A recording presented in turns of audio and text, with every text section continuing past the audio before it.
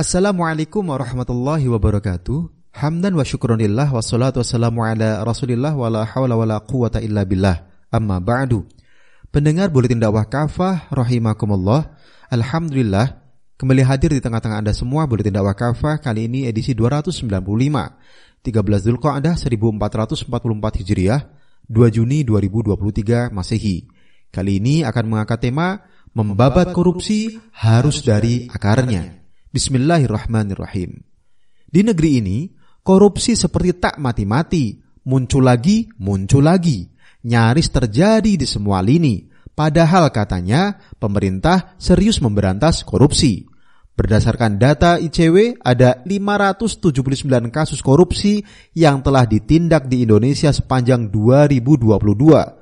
Jumlah itu meningkat 8,63% dibandingkan dengan pada tahun sebelumnya yang sebanyak 533 kasus. Dikutip dari data Indonesia.id 21 Maret 2023. Salah satu kasus korupsi yang cukup besar terjadi di lingkungan Kementerian Keuangan. Sebagaimana diketahui, Mahfud MD kembali buka suara pasca Kementerian Keuangan mengklarifikasi perbedaan data transaksi mencurigakan sebesar 349 triliun rupiah.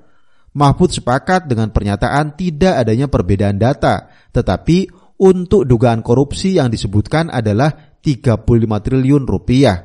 Dikutip dari cnbcindonesia.com 4 April 2023. Kasus lain yang lagi viral adalah korupsi di lingkungan Kominfo. Kasus korupsi proyek BTS ini merugikan negara tidak kurang dari 8 triliun rupiah dengan melibatkan banyak oknum pejabat dan tokoh partai. Bahkan Menkominfo dari Partai Nasdem telah dijadikan tersangka. Selanjutnya, kasus korupsi bansos yang kembali mencuat. Kerugian negara dalam kasus ini juga cukup besar. Tentu masih banyak kasus korupsi lain.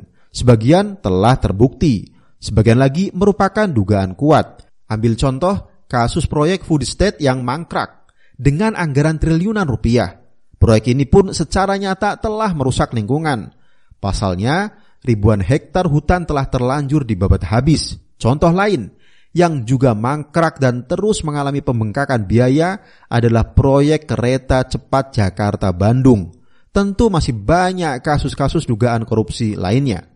Sejak era reformasi, di antara ratusan kasus korupsi yang terjadi, ada puluhan kasus korupsi yang terbilang sangat besar. Di antaranya, kasus penyerobotan lahan seluas 37.095 hektar di Riau yang menyeret PT Duta Palma Group yang merugikan negara mencapai 78 triliun rupiah. Kasus korupsi yang menyeret PT Trans-Pacific Petrochemical Indotama dengan kerugian negara mencapai 2,7 miliar dolar Amerika Serikat atau sekitar 37,8 triliun rupiah. Kasus korupsi PT Asabri yang menyebabkan negara harus merugi 22,7 triliun rupiah. Kasus korupsi PT Jiwasraya yang menjadikan negara mengalami kerugian sebesar 16,8 triliun rupiah dan lain-lain. Bisa dilihat di kompas.com 15 Januari 2023. Pendengar rahimakumullah. 3 jenis korupsi. Dalam salah satu artikel yang dimuat di situs kpk.co.id, disebutkan bahwa korupsi memiliki berbagai bentuk dan jenis. Pelakunya mulai dari level terendah hingga para penyelenggara negara dan anggota legislatif. Berdasarkan skala dampak dan paparannya, korupsi dapat dibagi menjadi 3 jenis. Pertama, petty corruption. Petty corruption adalah korupsi skala kecil oleh pejabat publik yang berinteraksi dengan masyarakat.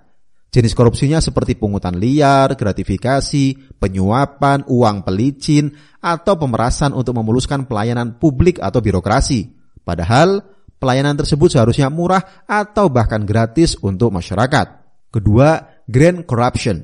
Grand corruption atau korupsi kelas kakap adalah korupsi dengan nilai kerugian negara yang fantastis, miliaran hingga triliunan rupiah.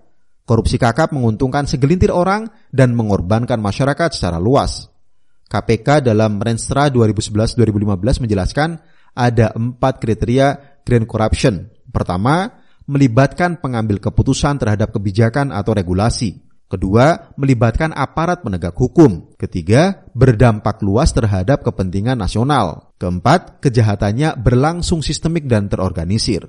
Green corruption kadang muncul akibat kong kali kong antara pengusaha dan para pengambil keputusan atau pembuat kebijakan. Ketiga, political corruption. Political corruption atau korupsi politik terjadi ketika pengambil keputusan politik menyalahgunakan wewenangnya dengan memanipulasi kebijakan, prosedur, atau aturan demi keuntungan diri atau kelompoknya. Keuntungan ini bisa berupa kekayaan, status, atau perpanjangan masa jabatan. Jenis-jenis political corruption adalah penyuapan, perdagangan pengaruh, jual beli suara, nepotisme, atau pembiayaan kampanye. Political corruption pun melibatkan orang-orang di level tinggi penyelenggara negara yang main mata dengan pengusaha. Political corruption juga sangat berpotensi terjadi ketika anggota legislatif merangkap sebagai pengusaha. Mereka kemudian memanipulasi institusi politik untuk memengaruhi pemerintahan dan sistem politik demi kepentingan perusahaannya. Undang-undang dan regulasi disalahgunakan, tidak dilakukan secara prosedural, diabaikan atau bahkan dirancang sesuai dengan kepentingan mereka. Selain untuk memperkaya diri sendiri dan mempertahankan jabatan, political corruption juga biasa dilakukan untuk mengumpulkan dana bagi pemenangan parpol atau dirinya pada pemilihan berikutnya. Uang hasil korupsi ini kemudian digunakan untuk melakukan money politik, yaitu menyogok rakyat agar bisa terpilih kembali. Bisa dilihat di kpk.co.id 11 Januari 2023. Pendengar rahimakumullah, membabat korupsi dari akarnya. Semua kasus korupsi di atas, baik petty corruption, grand corruption maupun political corruption, terjadi dalam sistem demokrasi saat ini. Tentu tidak mudah memberantas ketiga jenis korupsi di atas dalam sistem demokrasi. Pasalnya, demokrasi yang secara teoritis mengklaim kedaulatan rakyat, dalam tataran faktual tidaklah demikian. Dalam praktiknya, kedaulatan rakyat sebagai ruh demokrasi selalu dibajak oleh segelintir para pemilik modal atau oleh elit penguasa yang didukung oleh para pemodal. Inilah yang terjadi di banyak negara yang menerapkan demokrasi, termasuk di negeri ini. Alhasil, negara yang menerapkan demokrasi dalam prakteknya tak lebih merupakan negara kleptokrasi, negara yang dikuasai para maling. Pasalnya, di negara-negara demokrasi yang selalu memiliki kuasa adalah segelintir orang yang bermental maling. Merekalah yang telah mencuri atau merampas kedaulatan rakyat dan mengubahnya menjadi kedaulatan elit wakil rakyat, elit politik, dan elit para pemilik modal. Dengan realitas sistem demokrasi semacam ini, jelas korupsi tak akan pernah berhenti, bahkan bisa makin menjadi-jadi sebagaimana saat ini. Karena itu, solusi mendasarnya adalah dengan mencampakkan sistem demokrasi saat ini, lalu diganti dengan sistem Islam. Dalam sistem Islam, kepemimpinan dan kekuasaan adalah amanah. Tanggung jawabnya tak hanya di hadapan manusia di dunia, tetapi juga di hadapan Allah SWT di akhirat kelak. Dengan demikian, sistem Islam mencegah sedari dini manusia untuk memiliki niat korupsi di awal. Pada titik inilah, Islam memberikan solusi secara sistematis dan ideologis terkait pemberantasan korupsi. Dalam Islam, ada sejumlah langkah dalam memberantas bahkan mencegah korupsi. Antara lain, pertama, penerapan ideologi Islam yang meniscayakan penerapan syariah Islam secara kafah dalam segala aspek kehidupan, termasuk dalam hal kepemimpinan. Dalam Islam, pemimpin negara atau khalifah misalnya diangkat untuk menjalankan pemerintahan sesuai dengan Al-Quran dan As-Sunnah, begitupun pejabat lainnya. Kedua, pemilihan penguasa dan para pejabat yang bertakwa dan zuhud. Dalam pengangkatan pejabat atau pegawai negara, khilafah menetapkan syarat takwa sebagai ketentuan, selain syarat profesionalitas. Ketakwaan akan menjadikan seorang pejabat dalam melaksanakan tugasnya selalu merasa diawasi oleh Allah SWT. Ketiga, pelaksanaan politik secara syar'i. Dalam Islam, politik itu intinya adalah riayah syar'iyah, yakni bagaimana mengurusi rakyat dengan sepenuh hati dan jiwa sesuai dengan tuntutan syariah Islam, bukan politik yang tunduk pada kepentingan oligarki, pemilik modal, atau elit rakus. Keempat, penerapan sanksi tegas yang berefek jera. Dalam Islam, hukuman tegas tersebut bisa dalam bentuk publikasi, stigmatisasi, peringatan, penyitaan harta, pengasingan, cambuk, hingga hukuman mati. Pendengar rahimakumullah, pentingnya keteladanan. Dalam Islam, keimanan dan ketakwaan penguasa dan para pejabat tentu penting. Namun, sistem yang menjaga mereka agar tidak melenceng itu jauh lebih penting. Tidak ada yang meragukan keimanan sahabat Mu'adz bin Jabal radhiyallahu an. Namun Rasulullah Shallallahu alaihi wasallam tetap menasihati dirinya. Bahkan ketika ia diutus ke Yaman dan sudah melakukan perjalanan, Rasulullah Shallallahu alaihi wasallam memerintahkan seseorang untuk memanggil dia kembali. Ketika Mu'adz radhiyallahu an kembali, beliau bersabda, "Atadri lima ba'astu ilaik? La tusibanna syai'an bighairi idzni fa innahu ghulul. Wa man yaghlul ya'ti bima ghalla yaumal qiyamah. Lihadza da'autuka famdi li'amalika." Tahukah kamu mengapa aku mengirim orang untuk menyusul dirimu? Janganlah kamu mengambil sesuatu tanpa izinku, karena hal itu adalah ghulul atau khianat. Siapa saja yang berbuat ghulul, pada hari kiamat ia akan datang membawa apa yang dia khianati itu. Sebagaimana dalam Quran surah Al-Imran ayat 61. Karena inilah aku memanggil dirimu, sekarang pergilah untuk melakukan tugasmu. Hadis riwayat At-Tirmidzi. Selain itu adalah keteladanan.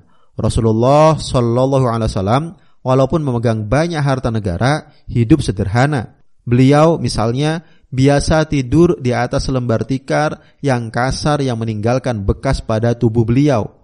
Setelah Rasulullah Shallallahu alaihi wasallam pengganti beliau dalam urusan pemerintahan, yakni Khalifah Abu Bakar radhiyallahu an, hanya mengambil sekadarnya saja harta dari Baitul Mal untuk memenuhi kebutuhan hidupnya dan keluarganya sehari-hari.